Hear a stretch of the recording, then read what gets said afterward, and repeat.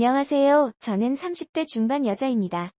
항상 사연 읽는 연인의 사연을 듣다가 너무나도 몸과 마음이 지쳐 다시 한번 잘 살아내고 싶어 지금까지의 제 인생을 몇 자 적어봅니다. 제 사연을 읊어보자면 저희 엄마와 아빠는 저를 혼전 임신하셔서 결혼하셨고 20살 때 저를 낳으셨어요. 엄마는 지금으로는 너무나도 어린 나이였을 때 저를 낳고 키우셨고 3년 후에 남동생까지 낳으셨습니다. 저희 네 식구는 씁쓸하지만 남들처럼 화목한 날들을 보내진 못했어요. 제가 어렸을 적부터 아빠는 술에 의존하여 집안을 항상 공포 분위기를 조성하셨고 저희 가족들은 항상 아빠에게 위협받고 살아야만 했습니다. 엄마는 아빠에 대해 감정이 안 좋아 남자 잘못 만난 본인 신세 타령을 하시며 아빠를 미워했지만 술 안 마셨을 때의 아빠는 절대로 나쁜 분은 아니셨어요. 비록 경제적으로는 능력이 좋으신 분은 아니었지만 정이 많으셔서 사람들 좋아하시고 자식들을 많이 아껴주신 사랑 많으신 자상한 분이셨습니다. 우리 딸 너희들은 아빠의 보물이야. 아빠가 너희를 얼마나 사랑하고 있는지 잘 알지? 내 새끼들 봐서라도 아빠가 얼른 정신을 차려야 하는데 미안하다. 아빠가 짊어진 삶의 무게가 왜 이렇게 힘든지 모르겠다. 뭐가 그렇게 괴로우신지 어릴 적 제가 본 아빠의 모습은 많은 날들이 술에 젖어 있었고 저희 남매는 원래의 아빠 모습을 잘 알았던지라 그런 아빠의 모습이 참 마음 아팠습니다. 그리고 저는 어느 날 충격적인 광경을 목격하고서야 왜 아빠가 그리도 괴로워했는지 알 것 같았습니다. 바로 엄마와 삼촌의 충격적인 관계 때문이었어요. 아빠와 형제가 많으셨습니다. 아빠는 7남매 중 장남이셨고 위로 큰 고모 한 분 계셨고 아빠들 밑으로 삼촌들 3분, 고모 2분이 더 계셨습니다. 비록 가정에서는 화목하지 못할지언정 저는 양가 부모님들에게는 기대하고 고대했던 첫손주로서 부모님들과 친척들에게 사랑을 듬뿍 받고 자랐습니다. 후에 태어난 제 동생도 장손으로서 큰 사랑받고 자랐고요. 하지만 그런 저희들을 예뻐하면서도 유독 거리를 두시는 분도 계시더군요. 바로 아버지의 동생인 삼촌이라고도 부르기 싫은 둘째 삼촌. 그 짐승만도 못한 사람이었습니다. 엄마는 삼촌이 왔다 하면 얼굴에 유독 화색이 돌았습니다. 얘들아 삼촌 왔다. 오늘 우리 집에서 편히 쉬시고 가야 하니까 너희는 오늘 거실에서 자고 삼촌은 방에서 주무시게 해. 알겠지? 라며 엄마는 저희에게 일러두었습니다. 둘째 삼촌은 운수업을 했던 터라 가끔 저희 집에 들러서 하룻밤을 자고 가는 일들이 좀 있었는데 원래 저희는 단칸방에서 살다가 제가 초등학교 1학년 됐을 때 방 2칸짜리 빌라로 이사갔거든요. 둘째 삼촌이 저희 집에 들릴 때마다 그중 제 방을 삼촌에게 내어드리고 남동생과 거실에서 잤습니다. 저는 삼촌이 저희 집에 올 때마다 맛있는 간식을 사가지고 와서 어색한 가운데서도 저희랑 놀아주는 게 좋았고 그걸로 인해 멀기만 느껴졌던 둘째 삼촌에게 조금씩 정이 쌓여갔네요. 둘째 삼촌이 올 때마다 아빠도 술을 안 마시고 부모님들도 간만에 분위기가 화기애 좋아져서 한때 저희는 둘째 삼촌이 오기만을 기다리기도 했습니다. 그런데 어느 날 새벽이었어요. 제가 힘든 가정에서 살다 보니 어려서부터 눈치가 빨랐고 좀 영악하다고 해야 하나? 나이에 비해 철이 조금 빨리 든 케이스였어요. 당시 동생은 자고 있었고 그날따라 이상한 느낌을 본능적으로 느꼈는지 새벽에 눈이 번쩍 뜨이더라고요. 그런데 마침 엄마가 화장실에서 물 내리는 소리와 동시에 나오는 것이었습니다. 아직도 안 잔다고 뭐라고 잔소리할까봐 저는 얼른 눈을 감아 잠든 척을 했는데 이상한 일이 일어났습니다. 엄마는 저희를 가만히 보시다가 조심스럽게 몸을 움직이며 안방이 아닌 바로 삼촌이 자고 있는 제 방으로 들어가는 것이 아니겠어요? 어린 나이임에도 불구하고 저는 그게 심상치 않은 일임을 본능적으로 알았습니다. 저는 순간 등이 쎄해지며 무슨 촉이 왔는지 조심스럽게 몸을 일으켜 숨죽여 제 방 앞으로 다가갔습니다. 저희 집 방문이 허술해서 잘 닫히질 않았는데 그 탓에 열려있는 작은 틈으로 저는 훔쳐보게 되었습니다. 그리고 여태까지도 평생을 트라우마로 남은 잊지 못할 그 장면을 목격하게 되었습니다. 형수와 시동생으로서 금기시한 일들을 벌이고 있었습니다. 저는 너무 놀라 어떻게 해야 할지 그 자리에서 얼어붙고 말았습니다. 그때 거실에서 동생이 제가 곁에 엎자 허전했는지 으음하며 자세를 뒤척였고 이 소리를 들었는지 그들은 모든 행동을 멈추고 엄마는 재빠르게 옷매무새를 가다듬더군요. 저는 들킬까 싶어 제자리로 돌아와 다시 자는 척을 하며 누웠고 엄마는 어두움 속에 추악함을 가린 채 아무 일도 없었다는 듯 안방으로 돌아왔습니다. 저는 그때부터 아무에게도 말 안 하고 혼자 생각이라는 것을 했는데 오랜 고민 끝에 나온 결론은 단순하게 모든 진실을 밝히자라는 것이었습니다. 그렇게 해버리면 어린 마음의 모든 게 다 제자리를 찾고 정상으로 돌아올 것 같았거든요. 뒤틀린 이 이상한 현실에 하루도 머물고 싶지 않았던 저는 기회를 엿보다가 마침 아빠와 둘째 삼촌만 빼고 친가들이 모여 가족 식사하는 자리에서 제가 본 그날의 진실을 폭로하였습니다. 일목요연하고 또박또박 엄마랑 둘째 삼촌의 새벽에 제가 본 것들을 가감없이 얘기하자 엄마의 표정이 새하얗게 질리며 급한 대로 제 입을 막으려 했네요. 허나 이미 수상함을 느낀 큰 고모는 엄마를 젖혀두고 저를 방으로 데려와 차근차근 무슨 이야기인지 얘기해보라며 말씀하시는데 저는 말하다 말고 목이 메어와 울음을 크게 터뜨리며 말을 이어갔네요. 덕택의 집안은 발칵 뒤집혔고 둘째 삼촌은 소환돼서 친척들에게 어쩜 네가 형수랑 그런 짓을 벌일 수 있냐며 비난의 화살을 맞았습니다. 이 소식을 뒤늦게 들은 아빠는 충격을 금치 못하고 둘째 삼촌과 주먹이 오가며 한바탕 난리를 벌였고 저희 가정은 얄궂게도 제 소망과는 다르게 파탄을 맞고 말았네요. 바로 엄마가 그 일을 계기로 제 유치원생 남동생을 데리고 둘째 삼촌과 행방을 감췄던 겁니다. 훗날 드라마나 영화에서 보는 남녀의 야반도주를 보며 우리 엄마도 동생 데리고 둘째 삼촌과 저런 도피를 했을까 비꼬며 생각했네요. 가뜩이나 술을 필요로 했던 아빠는 아예 술독에 파묻혀 살게 되었고 엄마와 삼촌을 반드시 찾아내어 복수하겠다며 증오심을 갖고 다녔습니다. 아빠는 늘 술에 취한 채 정신적인 고통을 이기지 못하고 자고 있던 저를 이불에 쌓아 조수석에 태우고 어디에 있는지도 모르는 그들을 찾으러 나섰고 그럴 때마다 저는 두려움에 떨어야만 했습니다. 지금 생각해보면 아빠는 저의 폭로가 원망스러웠는지도 모르겠어요. 눈 감고 귀 닫고 모른 척 했으면 어쨌든 불행한 가정 이어올 수 있었을 텐데 그걸 폭로함으로써 파국에 치닫게 되어버렸으니 다 제 잘못이라는 생각이 들었습니다. 이럴 줄 알았으면 얘기하지 말걸. 그냥 아빠를 속이고 모두를 속일걸. 진실을 알리는 것만이 꼭 올바른 게 아니라고 생각을 했네요. 다행히 두어 달이 지난 후 엄마는 집에 동생을 데리고 들어왔고 간만에 엄마를 본 저는 그간 마음고생한 게 싹 치유되며 깊은 안도감을 느꼈습니다.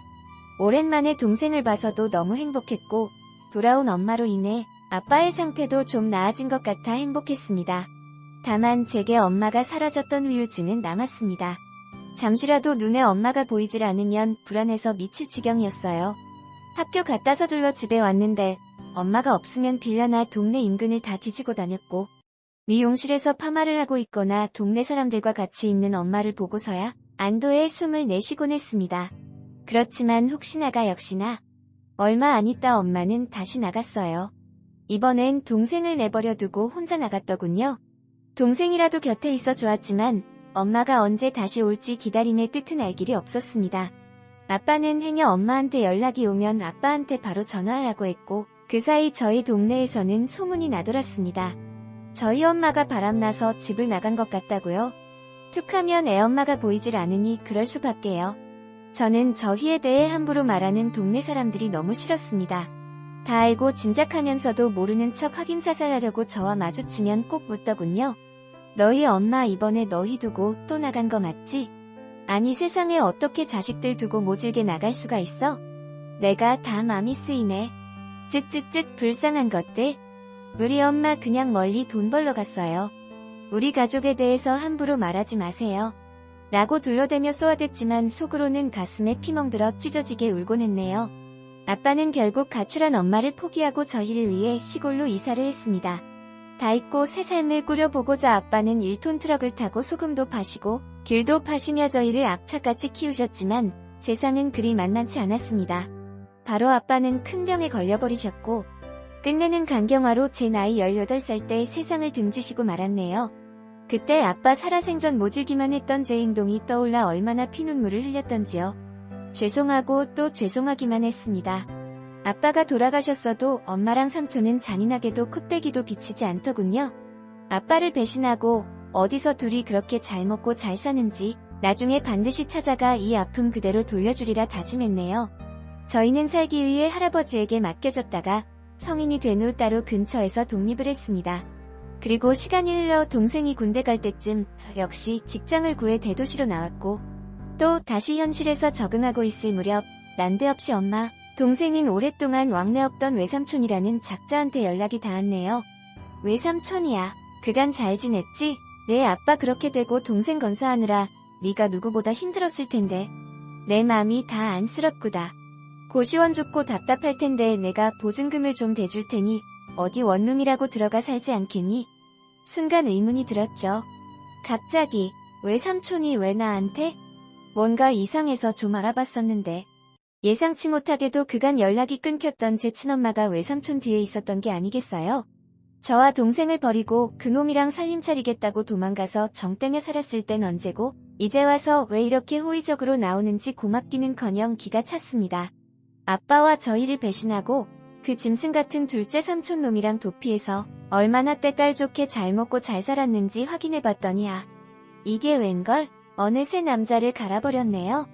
제가 이 사실을 입 밖에 내니 엄마는 주위를 살피며 은밀하게 말하길 자식 낳고 살다 보니 안 맞는 부분도 많고 사람들 눈도 있고 윤리적으로도 이건 아닌 것 같아 뒤늦게 맘먹고 정리했다. 지난 세월 죄책감 떨치고 새 인생 살고 싶어 너하고도 연락한 거고 라고 합니다. 순간 뭐지 싶었네요. 그렇게 쉽게 헤어질 수 있었을 것을 여지껏 저희 가족 생채기 다 내놓고 일이 저질러질 대로 다 저질러 놓은 후에야 헤어졌다니요. 엄마를 가지려고 아빠를 배신한 삼촌도 같은 생각이어서 순순히 헤어져줬다는데 말도 안 돼. 그들의 파렴치한 패륜 때문에 상처 입은 사람이 몇인데 멱살 잡고 쫓아다녀 피해 보상이라도 받고 싶었습니다. 엄마는 결국 삼촌과 금기된 사랑을 끝내고 다른 남자랑 세 번째 결혼을 했다 합니다. 참 능력도 좋으시지. 엄마는 제 동생이랍시고 둘째 삼촌 사이에서 낳은 남자의 여자애 한 명씩을 제게 소개했습니다. 저를 동생들과 함께 인사시키며 얘들은 네 동생이고 너희들도 언니 누나한테 인사해라. 동생 돌보는 거 보니 지금 여기 있는 동생도 잘 돌볼 것 같더라. 다 네 핏줄들이니 마지로서 잘 챙겨라. 뭐니 해도 남보다는 형제가 최고야. 남보다 못한 형제들도 많죠. 저나 얘들이나 다 배신의 피가 흐르는 엄마 자식들인데 나중에 서로 뜯어먹겠다고? 뒤통수 치고 그러면 어쩌죠? 라고 대꾸하자 엄마의 표정이 점차 살벌해지기 시작했네요. 전혀 패륜 상황의 내막을 모르는 새아빠는 분위기를 환기시키고자 그저 허허하시더라고요. 새아빠는 평범하고 사람 좋으신 분이셨습니다. 엄마는 정말 미웠지만 가족들이 그리웠던 저는 엄마를 용서하고 잘 지내보려고 노력했습니다. 허나 엄마와 삼촌의 옛 트라우마는 쉽게 잊혀지지 않더라고요. 엄마 역시 지난 세월을 후회하며 저와 함께 잘 살려 하는 것 같았지만 제가 본인의 치명적인 비밀을 알고 있으니 저를 편히 대하질 못했습니다. 심지어는 저더러 미용실에서 엄마라고 하지도 말라고 하고 주변인들에게는 저와의 관계를 숨기려 하더군요. 새아버지가 절 자식으로 인정한다며 친척들에게도 소개하려 할 때도 엄마는 필사적으로 행여 책 잡힐까 싶어 말렸습니다. 엄마의 숨겨진 자식으로 살아야 하는 기분도 참 더럽더이다. 더러운 놈의 둘째 삼촌 자식들은 엄마 거리며 당당하게 살고 있는데 우리 아빠 자식이었던 전 왜 숨겨져야 하는지 감정의 분노가 스멀스멀 살아났습니다. 더욱이 참을 수 없었던 건 엄마는 술 한잔만 하면 꼭 아빠의 욕을 했는데 난 아빠가 아직도 지긋지긋해. 난 O형인데 왜 니들은 니들 아빠처럼 A형이냐고. 너나 니 동생이나 아빠 너무 쏙 빼닮아서 싫어. 처음부터 내 손으로 쭉 키운 니 세 동생들한테 정이 더 가더라고. 왜 같은 손가락이라도 더 아프고 덜 아프고 하잖아. 네가 차별받는 것도 다 니 아빠 탓이고 내가 삼촌과 불륜 저지른 것도 다 니 아빠 책이냐. 알아. 내 아빠 결혼 자체가 나한테는 일평생 지옥이었다고.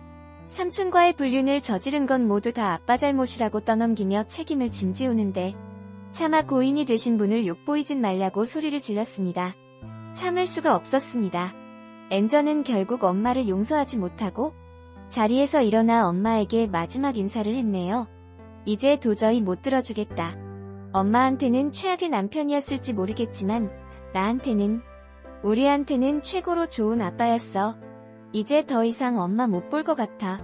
우리도 그만하자. 엄마와의 지긋지긋한 인연이야말로 끝내기로 맘먹고 절연을 선언한 후 다신 엄마를 보지도 찾지도 않았습니다.